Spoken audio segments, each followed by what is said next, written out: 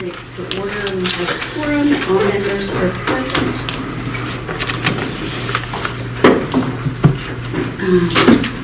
So, it's been a day.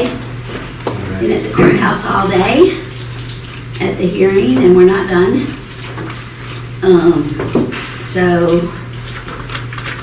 they've gotten through all the witnesses except for me. Jason finished up about 10 to 6. So we have to go back tomorrow at 11:15. So hopefully that won't take the rest of the day. So we'll go through the regular business meeting first. For the invocation, David Berger is a minister. He's got Bridge the Gap Ministries. He's going to be here tonight to give the invocation. Anyone like to do this in the pledge? You want to do that?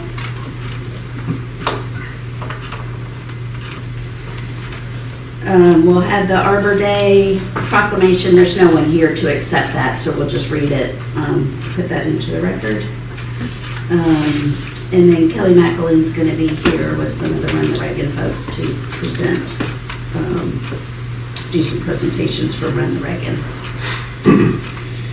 And then we have the approval of the minutes for March 23rd. New business, well, I'm planning to nominate Bobby Howard for the Board of Appeals. And he's here, so we have the oath ready. He's ready in tonight. And then we have surplus of some public works equipment. Any questions on that? And then we have, so the ordinance, the first reading of the ordinance. I think it was in the write-up. I apologize, Marcy, I didn't read it. That's okay, I can give an overview if that's Yeah, helpful. yeah, that'd be great. Sure. So we updated our alcoholic beverage ordinance in 2020 to establish the entertainment district, which encompasses the footprint of essentially our downtown.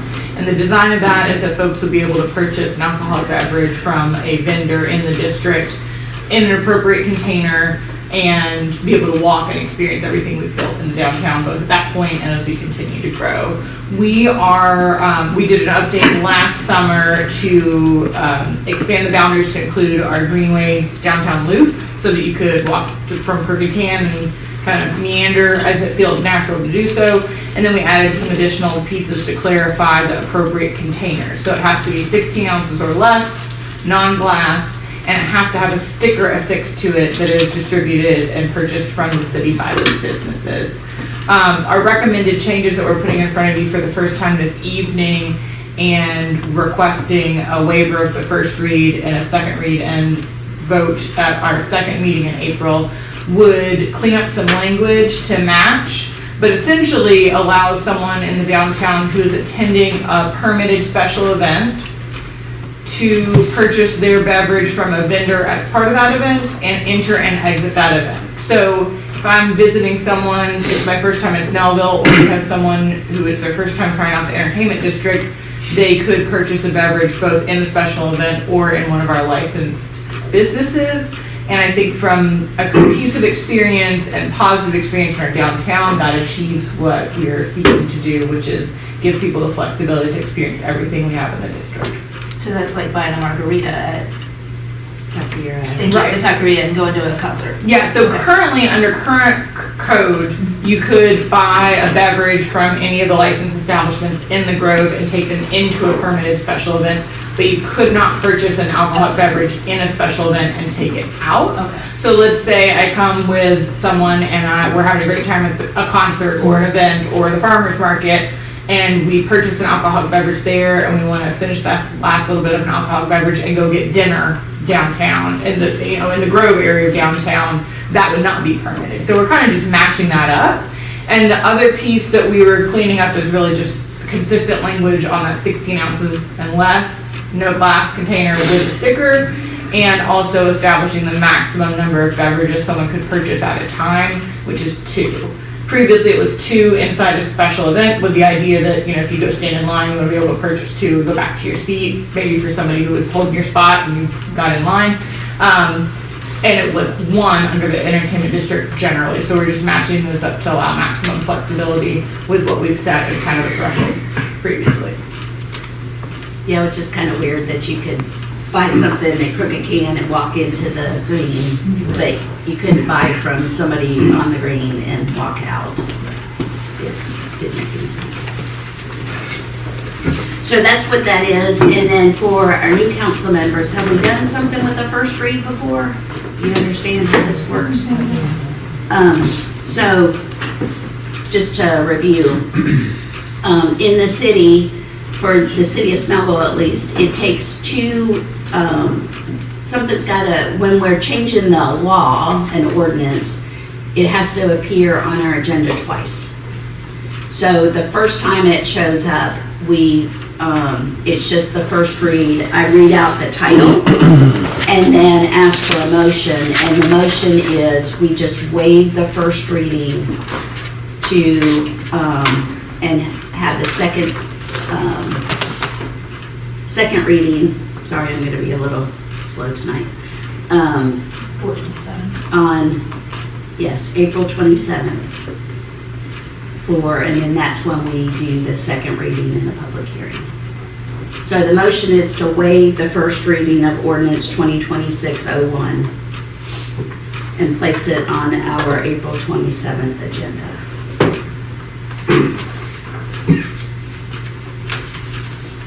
And then that's when we actually will open the floor to public comment and do the public hearing portion.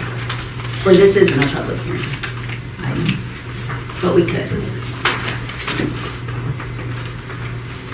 Okay, so that's it for the regular business meeting. Any correspondence? City attorney's report? I think we will need an executive session. Matt, update of ongoing projects. So if you don't mind referring to your city projects update, Parkside District is open. If you had a chance to go check it out, please do. It's great. Pizza Fiamma and Mac and Mike's and Crooked Can are open now. So that's the pizza place and the mac and cheese place there. And I think they may be the last 2 that are open that were under construction for a while. There's an ice cream place that's going across from across from Mac and Mike's on one side and across the long hall, kind of the cakery and the pizza place there. But I think it'll be some time before they're taking shape. So in my opinion, Crooked Can's effectively open now, which is fantastic, fully open. There. I know that Pizza Fiamma, Mac and Mike's, it's the same owner operator, and they've been wanting it open for quite some time now, which is fantastic. Grow Grand opening is on May 2nd, Saturday, May 2nd. We'll have some things starting about 10 a.m. and to 6, and we'll be sharing those itineraries as we get closer to the date. Moving down the list, so registration for the recycling program is still going on until April 30th, so please, if you're interested, please sign up. If you're not going to sign up and get questions about it, please refer to Public Works, or just let them know registration is on April 30th. Next item, so those 4, 5 parcels we bought across the street from the Grove, across from Oak Grove, the old gas station, bank, office building there that's functioning.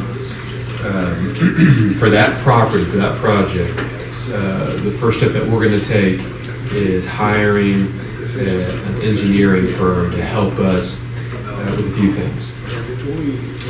Create a few concepts of what can fit there. Geographically, the space we have, what can work there with parking and everything else. What can work there economically. So, what's the market like right now? What can survive there? What maybe can't survive there? And then helping us with some cost analysis on that. So, we're getting proposals from firms right now. We've got one proposal. We're working on getting some others, and we'll bring those proposals to you all when we have them. but that is the general concept. So we get a firm, they help us with that, they help us create some concepts. We get some feedback from the public on what we feel like is a good fit there. We have an idea on this analysis, what we think might work there economically. And the next step from there would be trying to find the right development partner to redevelop that property. And this is kind of that initial step there. Matt, do we have an update on the condition of the ground? At the gas station? Oh, yeah. So they're continuing to monitor the wells. So there are 4 or 5 wells that they capture groundwater, rainwater, and then they kind of analyze the contents there. And I have not heard what the latest is. Now, you'll recall, when did we do that? I can't remember if it December, was. January. Yeah, where we June, kind July of, was yeah, we kind of said, hey, look, you've got till June or July to meet the thresholds that EPD has set for these different chemicals and things. And if you meet those thresholds, then we can get a no further action letter from EPD, meaning that we don't have to do any other remediation, that lot's been complete. And then there was a financial component as part of the contract that they would get the remaining portion of their, we withheld in two segments, different amounts, but I think it's about $70,000 or $80,000 that they have given back to them there. But I'll follow up with our engineer that we have on there to see if they're feeling like we need to go ahead and be thinking about extending that again, or another 6 months into the year, or if they feel good about what those numbers are. Question. Yeah. With the space over there, is there any way that we can make sure it's a little tidier? Isn't it supposed to be the black screen to help prevent the dirt or run going off into our stormwater? Right now, when I drive past there, it looks a hot mess. So is there anything in terms of them securing that space? It's a dump site right now. There's like a hamper, there are toys. So is there anything that we can do to make sure that that doesn't turn into an eyesore while we're waiting on development? Yeah, you're talking about the bank property? I am, the bank property Yeah, and okay. the Shell gas station right behind it. Yes, sir. Yeah, we'll get code enforcement on that. Right now, we'll probably have to clean it up. It was chained off, Right. and then our contractor on the road project was using it to store stuff. Mhm. We got to move it in the back. The screen that, you know how you put the black silk screen, it's there, but it's on the ground. It hasn't been installed. So if it's going to be installed, we need to go ahead and. Well, that was probably from the road construction, not to be installed over as a bank. Okay. They wouldn't install that Sure. until construction or grading Okay. starts. So it's all just sitting there, Yeah. so just to let you know. Okay, Thank thank you. you. Then, package sales, you heard from the mayor that the trial is happening as we speak, and it will continue on tomorrow. Briscoe Park, so the contractor is still working on the steel erection there. That will be ongoing for quite some time. Pretty good building. They'll be working on this week some survey work for the site lighting and some of the parking lot curb and gutter for the parking lot there.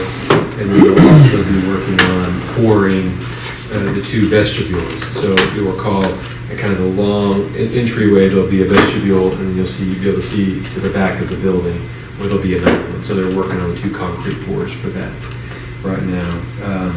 They're also preparing, hopefully later this month, the concrete pour for the gym floor. That area where that will be a pretty big to do. They'll be there for hours, doing that. North and Wisteria, so during spring break, the contractor, if you haven't had a chance to drive on it yet, did all the milling and resurfacing. So all that remains on the road now is to do striping work. So they have some temporary striping yet, but they'll do the permanent striping this week and get that done.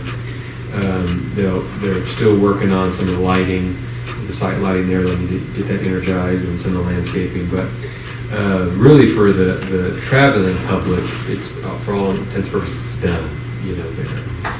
It's the cosmetic things, the cleanup stuff that we're working on with them right now, which will be good. And you know, as far as this project goes, you know, every project's without a few hiccups, but I think for a road project, it was pretty painless for the traveling public. I think there was just 2 days out of the whole, you know, year the project was going on that the roads were completely shut, you know, for milling and resurfacing and had to detour. Other than that, there were flaggers or there was one lane closed. I mean, it wasn't inconvenient. There were times there was inconvenience, but it wasn't ever shut down, but it was 2 days, which is really good for intersection. And then 78 and Crestview intersection. So Councilmember Carter has been working with GDOT on, you know, a potential intervention for that intersection. I think what they're waiting on for us, I think what we need to discuss is what feedback or what direction are we going to give GDOT? Are we in favor of an R cut, you know, right in, right out, and the median?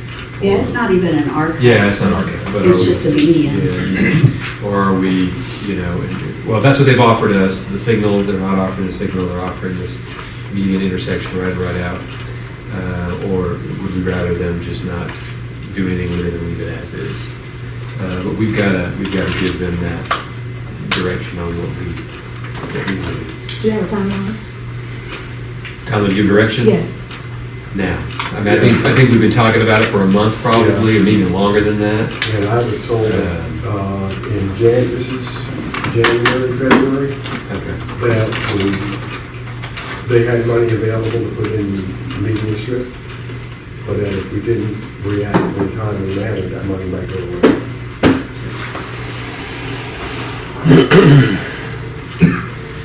And that seems to be, I was over at Montessori School on Saturday, and that seems to be the topic of conversation. They are aware that we're working on it. Some of the proposals that we made about how traffic should be redirected, they're making the same thing.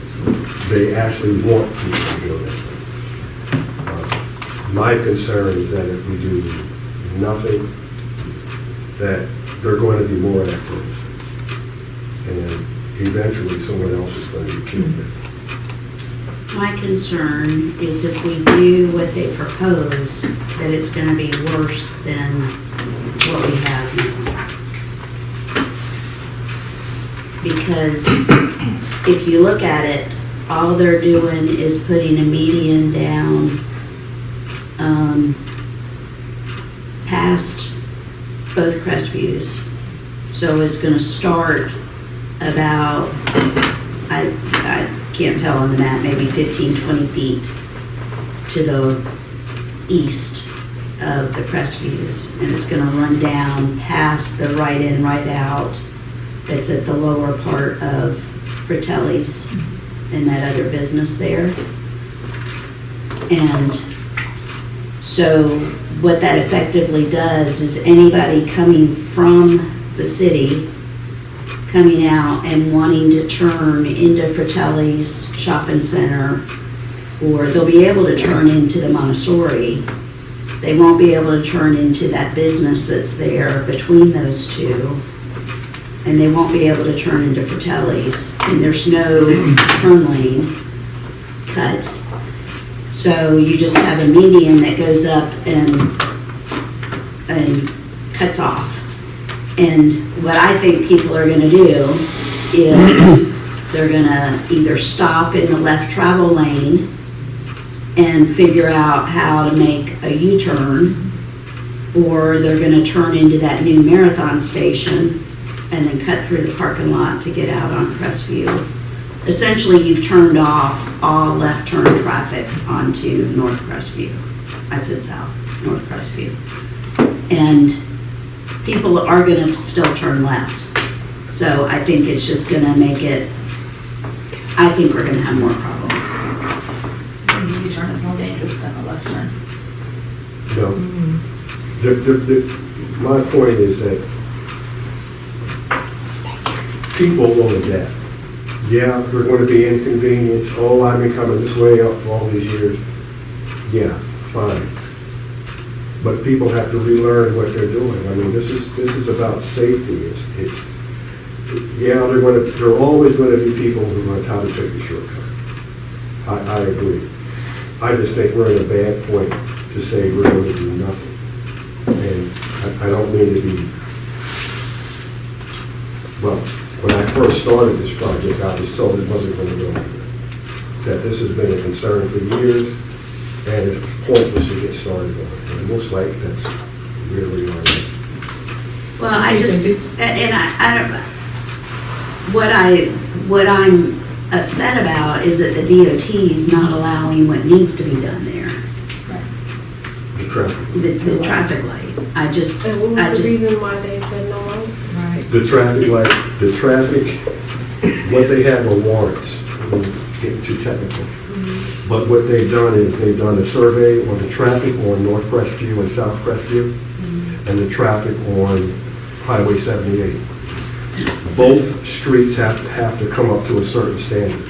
Highway 78 has met the standard for, I think it's a 2-hour period. North Crestview only meets that standard for 2 hours of the day, and it has to meet that standard, like for the majority of the day. I don't have the exact amount. So that's the determination of whether or not a traffic light will go there. Even when there's school and. The other part about that is that in order to put a traffic light there, there's a new law that says that they have to make a left turn only accessible lane. I'm sorry, right turn only accessible lane. And to do that now, they would have to get easements from the property owners to do that. That would be a long drawn-out process and expensive. So, I'm from Michigan and we have nothing but U-turns to the point that we call them Michigan U's. So I agree with you, Councilman Carter, doing something is better than nothing because we've all witnessed the car accidents and we want to make sure that we're not being reactive to a fatality, then making sure that we keep our citizens safe. So I do agree with you, something is better than nothing. And the DOT is not giving us what we need, then we should take what we can get to make sure our citizens are safe. And we can adjust to U-turns. I actually tried to get a representative to come to that meeting. well, if they would do a cut into the median to make it a U-turn with a U-turn permissible sign, would make it better. Right now, they're not doing that. It's just like there's no turn. And people are gonna turn, and that's the problem. They're gonna stop in that left travel lane, and you're talking about, I mean, really, we're talking about a 2 to 3 hour time frame during the day, which is rush hour at night, that whole intersection's a problem. People have other ways around not having to make left turns out of either one of those roads. They're just choosing not to do them. That's causing the problem. Right. And they're choosing not to use the safer paths in the worst time of the day when those accidents arise. Can we do a campaign maybe? So if we can't get that, A campaign with, I was about to finish. So can we like do something with police to try to enforce that they use the road properly? To your point, people are not doing it the right way, correct? so you're gonna have a police officer sit at the end of North Crestview and say, don't turn here if you're gonna turn left? But they're not doing it illegally. They're not, it's not They're illegal. not doing it illegally, they're trying to Please. safely. Trying to do something to do a campaign that just raise awareness, an awareness campaign of moving of some sort. That's where my mind just go in the interim of doing something. Well, you'd have to get Waze and maps and all of that to stop suggesting that as a travel path. Well, the people who do it are the people who live in that area, No. correct? No, No. incorrect. If I use Waze to get from my I office in don't turn Duluth, left out of there. Yeah. if I use Waze or Maps, either one, Google Maps, either one, to get from my office in Duluth to Summit Chase, it takes me through that way and tells me to turn left there. instead of- Yes, that's the problem. And I actually, and this is an education problem, it's actually faster to drive a half a mile to Highway 78 and make the left turn than it is to come to North Crestview and wait and hope that 60 and 70 mile an hour traffic. But the people don't get that. And if they don't put a cut in for a U-turn, a left lane turn there, we're gonna see more accidents, because they're either getting hit from stopping in the fast lane, or from turning too fast when there's traffic coming the other way. Or the passing lane, because it's such thing as fancy. So they won't be able to. Sorry, I'm sorry, I was imagining. Technically, yes. They won't get into the middle turn lane because the median will be there. Yeah. Right. I agree I that agree something's that better we than do nothing, but I something. don't think that median as drawn is the best option. If they would, if instead of just rounding off the end, if they would actually allow like a cut to do and then do a turn permitted sign, Yeah. I think that that would make it better. they are open to suggestions. Good. So let's, Based on my conversation, they would be open to adapting, because one of the things that I suggested was that it extend past the Montessori school to prevent those people from just coming out and wait to make that left turn. And he was agreeable to that. So I the only think, problem with that, and I'm sorry, I'm just thinking out loud here. If you extend the median down past the Montessori school, if cars are coming from Snellville and they need to turn left into the Montessori school, now they're gonna have to go down and pass the Crestviews, make a U-turn and come back past the Crestview. So we're actually throwing more cars in that intersection. well, from my conversation on Saturday, they've been trying to get people to make a left turn off of Grayson Parkway and come over to North Crestview and then come into the school that way. They've been trying to encourage people to do that, but they don't. And a median's gonna encourage people not to turn left, and they will. No. You know, that's kind of one of those deals. What'd you say? They won't be able to, they won't be able to. Oh, they'll just go past her.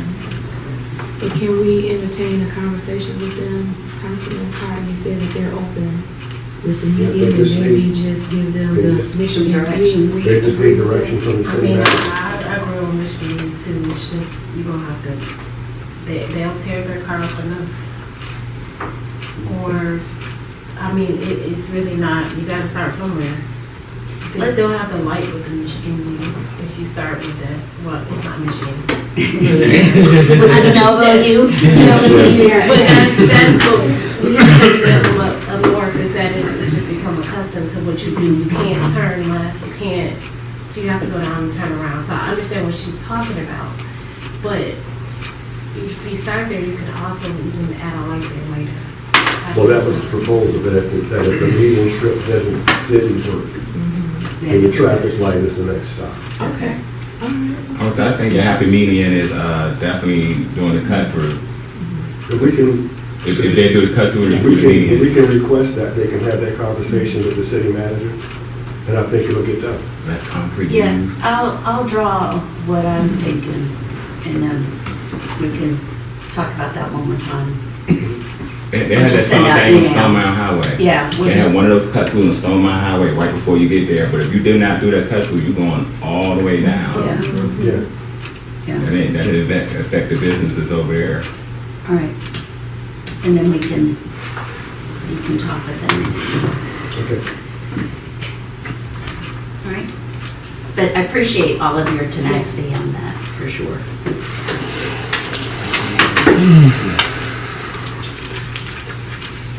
That's all I have there. All right, and we'll go to exec session. So during the work session, the mayor and city council of Snellville, Georgia, Mayor Bender announced that certain matters should be discussed in a closed session of the meeting and asked council to advise the city with respect to closing the meeting. City Attorney Jay Crowley advised the city of the following reasons to close the meeting.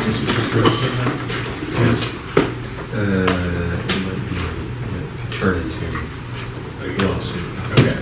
Litigation, okay. Litigation.